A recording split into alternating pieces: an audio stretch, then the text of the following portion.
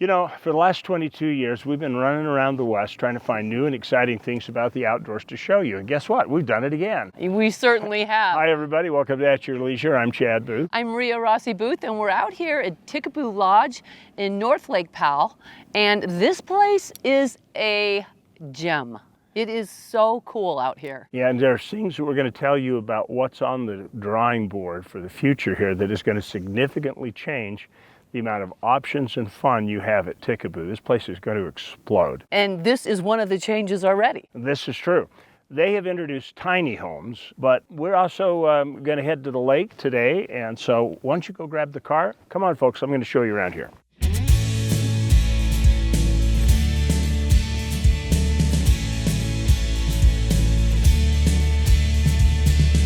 I love living in Ticaboo. I think the only challenging thing is being probably about 2.5 hours from our closest grocery store.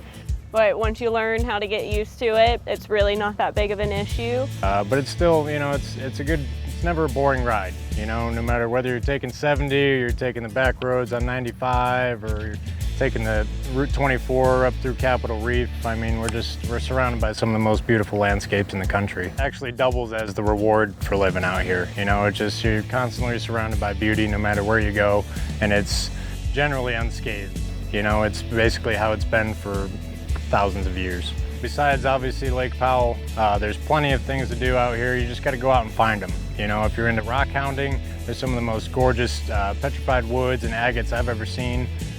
Really just right in the backyard. And there's not many trails, you know, there's really not many established trails in these mountains. Mount Ellen has one right up to the summit, but the rest of them you got to do some route finding, so you never know what you're going to find as you're hiking out there.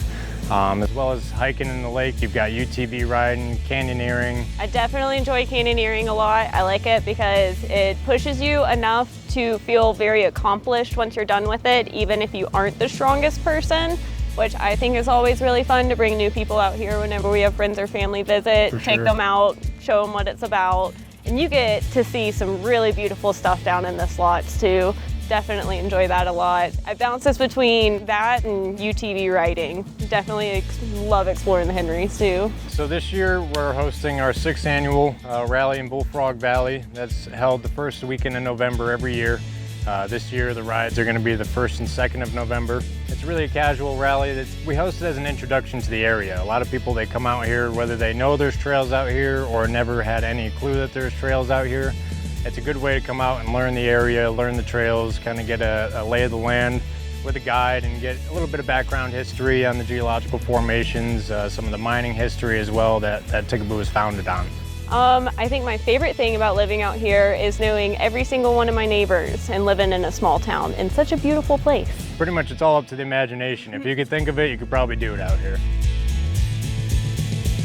One thing that Lake Powell is doing that's unique is that they are providing an opportunity for people not only to come rent here, but they can invest and buy property here and use it as their recreational home base. And then if they want, they can put it in the rental pool to help offset the cost.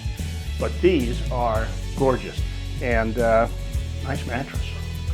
I might take a nap. Anyway, these are available now, and I would imagine that they do equip them with blackout curtains so that the sun of summer doesn't cook the inside or you, and so you can pull those down in the day while you're out playing, and when you come back, you've got a comfortable unit. They have heat and AC on them. They're turnkey ready to go. Okay, well, let's go find Ria. We got to get going. All right, the chariot has arrived. We are on our way down to the lake to meet Captain Ray. And I haven't told him yet, but I'm so excited about some of the things I'm hearing about future development here. I think I'm going to send you guys out on the lake, and I'm going to go exploring. See you in a minute.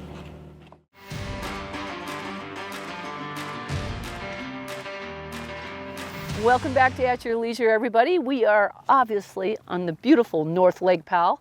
We're sitting here with Ray Golden, who's the GM of Ticaboo Lodge, and if you've never been there, you gotta go. Thank you for inviting us out here. Thank you all for being here. This is fantastic. You know, you come out here and if you don't recreate here a lot, you just go to your lodge and you're like, okay, here's the boat, here's the ATVs, here's the hiking trail. Everything's like at your disposal. And thank goodness, you guys know what you're doing and you just point us in the right direction. What's it like trying to manage a lodge in the middle of literally nowhere, beautiful? Well, yeah, the first thing you need to do is give up all thoughts that things are going to run fluidly every day, because it doesn't. Every day you wake up, it's something new, something different, and that's what you get in a remote location. And to provide that type of amenity for the people who recreate here in the state of Utah, which is, as you know, a great recreational state, you really have to have every component come together. And then you're still juggling, like your staffing and your expenses and stuff like that. It's a challenge. It's a very big challenge. And in the summertime, I cannot even imagine what you guys spend just like energy-wise, like, you know, air conditioning, and just how do you pull that? Where do you get that from? How do you manage that? That just blows my mind. Yeah, well, so we are one of the few districts in the 3-state area that still runs on diesel power.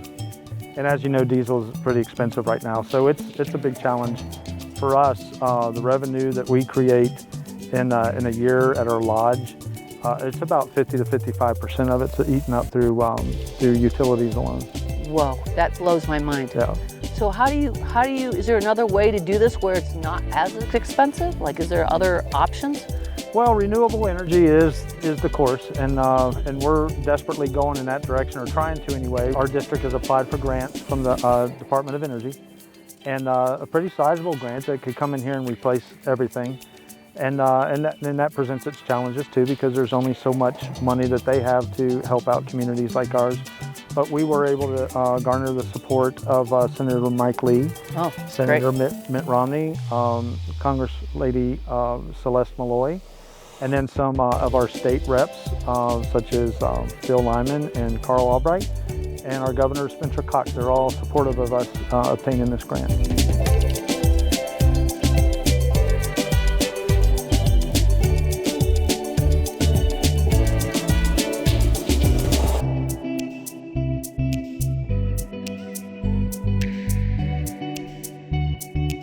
It's got to start sometime and somewhere, and you're the right person to get moving, because you are a mover and a shaker. I don't know about that. Yeah, you and Amy both. Really, you grab stuff and you make it go, and I hope it works, because this is such a beautiful area and so many people want to experience it. It is, and if we can get it, that's really great, but it's not just great for our business, but the residents of Ticaboo, and hopefully it creates the development that we really need to be a sustainable city. And the jobs are going to go whoop. Correct. Lots of jobs. Yes. Wonderful.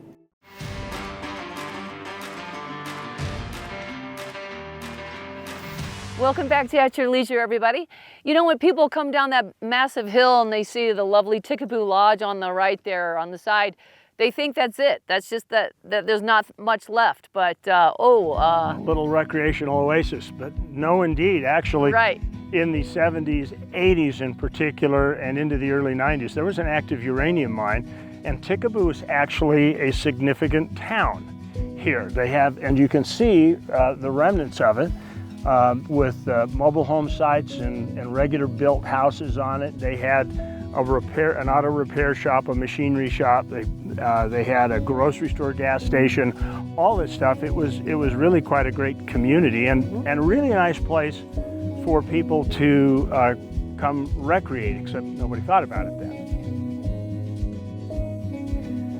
And of course, they had a school, and this is it. And as a matter of fact, I came down here when I worked for Fox in 1992 and did a story on this school, which is now a church, because it was the only one-room schoolhouse in the country at that time. Wow, from what grades? I think it was 1 through 8. My goodness. Maybe 9. Anyway, no, the 9th graders went to high school.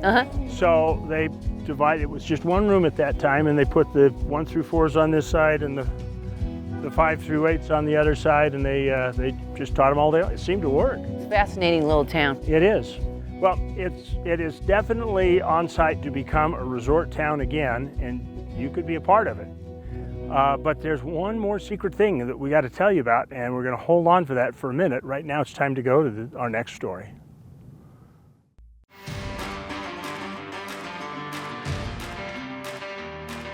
Welcome back to At Your Leisure, everybody. Remember when I said, hey, stick around because we got something special? Well, here it is. We're standing on this incredible road that we're looking out into the uranium mine. Yeah, Ticaboo was actually built on the uranium business. It had nothing to do with Lake Powell.